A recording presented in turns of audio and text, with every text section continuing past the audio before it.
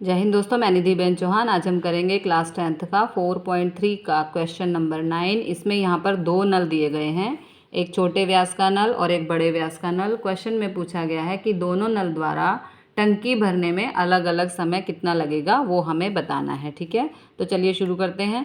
जो पूछा है सबसे पहले हम उसको मान लेंगे। माना छोटे व्यास का नल x घंटे में टंकी को भरता है, तो बड़े व्यास का नल कह रहे हैं क्वेश्चन में कि बड़े व्यास का नल छोटे व्यास के नल से 10 घंटे कम समय लेता है टंकी को भरने में। तो 10 घंटे कम समय ले रहा है, इसलिए यहाँ हो जाएगा -10। ओके, अब 1 घंटे में छोटे व्यास का नल 1/x भाग भरता है टंकी का। अब आप कहेंगे कि 1/x क्यों किया? जब भी हमें 1 घंटे का काम फाइंड करना है तो हम टोटल टाइम को कर देते हैं उल्टा। ओके, जब भी हमें 1 घंटे में किए हुए काम को फाइंड करना है तो टोटल टाइम का हम उल्टा कर देते हैं।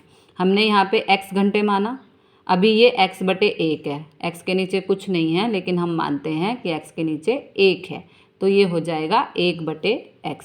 ओके, अब बड़े व्यास का नल हमने यहाँ x - 10 फाइंड किया, तो x - 10 के नीचे कुछ नहीं है, दैट मीन्स है 1, तो ये हो जाएगा 1/x - 10। ठीक है, अब दोनों नल एक साथ भरते हैं। यहाँ पर देखिए, दोनों नल एक साथ भरते हैं, तो छोटे व्यास का नल 1/x, बड़े व्यास का नल 1/x - 10। तो यहाँ हमें दिया है 9 सही 3/8। ये मिक्स्ड फ्रैक्शन है, पहले हम इसको सिंपल फ्रैक्शन बनाएंगे। कैसे बनाएंगे? 9 × 8 = 72 + 3 75/8। अब जैसे हमने इनको उल्टा किया, जैसे 1/x किया, 1/x - 10 किया, हम यहाँ जो हमें दिया हुआ समय है इसको भी हम उल्टा कर देंगे। ठीक है, ऊपर वाला नीचे और नीचे वाला ऊपर, तो ये हो जाएगा 8/75, क्योंकि जब हम 1 घंटे का काम फाइंड करते हैं तो टोटल टाइम को हम उल्टा कर देते हैं। तो इसी तरह हमने 75/8 को भी उल्टा कर दिया, 8/75। अब देखिए यहाँ पर हमारी दोनों इक्वेशन बन चुकी हैं। अब इसे हम सिंपली सॉल्व करेंगे। तिरछी गुणा x - 10 एकम x - 10 प्लस का प्लस x एकम x। अब दोनों डेनोमिनेटर्स की गुणा x और x - 10 बराबर 8/75। जैसे इनको रेसिप्रोकल उल्टा किया था, ऐसे ही 75/8 को भी उल्टा कर दिया, तो ये हो गया 8/75। ओके, अब इसे हम सॉल्व करते हैं। देखिए, x और x हो गए 2x और -10। ठीक है, x को x से गुणा किया x², 10 को x से किया तो 10 एकम 10x plus minus minus 8/75 as it is. Okay, अब बिल्कुल सिंपल हो चुका है सम हमारा। देखिए कैसे, अब हमें करनी है फिर से तिरछी गुणा। 75 को 2x - 10 से ये कर दिया, और 8 को x² - 10x से। ठीक है, 75 दूनी 150x प्लस माइनस माइनस 75 धाम 750 बराबर 8 एकम 8x² प्लस माइनस माइनस 8 धाम 80x। ओके, अब देखिए यहाँ पर ये द्विघात समीकरण बनता हुआ नज़र आ रहा है, तो इन दोनों को 150 को और -750 को हम पक्षांतरण करेंगे। 8x² as it is minus 80x, 150x का पक्षांतरण प्लस का था, माइनस का हो गया, -750 का पक्षांतरण माइनस का था तो प्लस हो गया, बराबर 0। ओके, 8x² 80x और -150x, माइनस माइनस प्लस हो जाते हैं, इसलिए 150 और 80 230x प्लस 750। यहाँ पर ये द्विघात समीकरण बन चुका है। अब हमें इसके निकालने हैं अवयव। अवयव कैसे निकालते हैं मैं आपको हर क्वेश्चन में बताती हूँ कि आगे वाले नंबर और पीछे वाले नंबर की करते हैं गुणा। देखो कर दी मैंने गुणा, यहाँ पर 8 और 750 को हम गुणा करेंगे तो हमें मिलेगा 6000। 6000 का आप एलसीएम लेना। ठीक है, एलसीएम लेंगे तो हमें मिलेंगे 200 और 30।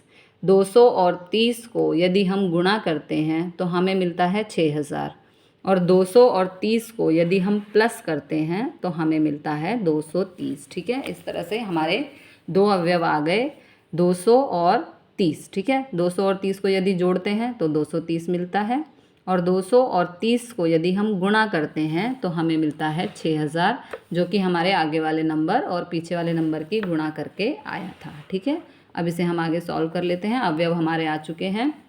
हमेशा बड़ा नंबर 200 और 30 में से बड़ा नंबर कौन सा है? 200। तो हमेशा इस निशान के साथ बड़ा नंबर हमें लिख देना है, ठीक है। बाकी आपको कैलकुलेशन करके देखना है कि 200 में 30 जोड़ रहे हैं तो हमें मिल रहा है 230, ठीक है।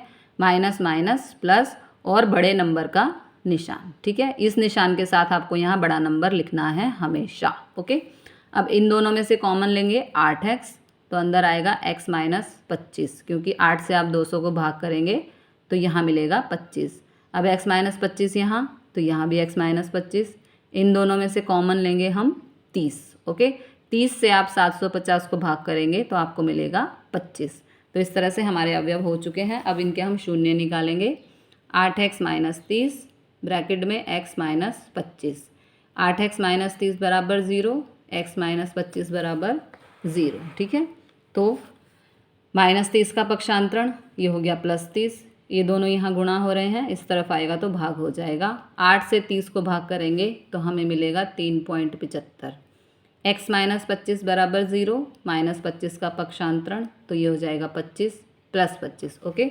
अब 3.75 हमारा हल नहीं हो सकता, हमारा समय आएगा 25, ठीक है। छोटे नल का समय टंकी भरने में कितना लगा? 25 घंटे।